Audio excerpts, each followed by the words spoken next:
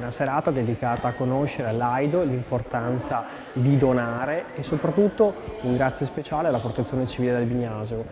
Questa sera la Protezione Civile, i volontari tutti, ci ospitano all'interno della loro sezione del Bignasio, numerosi, per conoscere AIDO, per conoscere come donare e il significato di donare, perché donare è un atto d'amore. AIDO è l'associazione italiana per la donazione di organi, tessuti e cellule. La sua missione principale è quella di promuovere la cultura della donazione degli organi a scopo di trapianto terapeutico.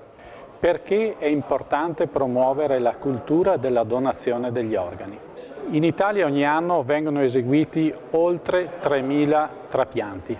Non sono sufficienti, 9.000 persone ogni anno sono in lista d'attesa, 3.000 di queste riescono ad accedere, altre 6.000 passano nelle liste d'attesa degli anni successivi e durante questa attesa qualcuna di queste anche viene purtroppo a mancare. Gli organi sono un bene prezioso e disponibile in maniera limitata. Per questo la nostra associazione deve fare costantemente promozione affinché un numero sempre maggiore di persone diano la propria disponibilità alla donazione in caso di evento fatale.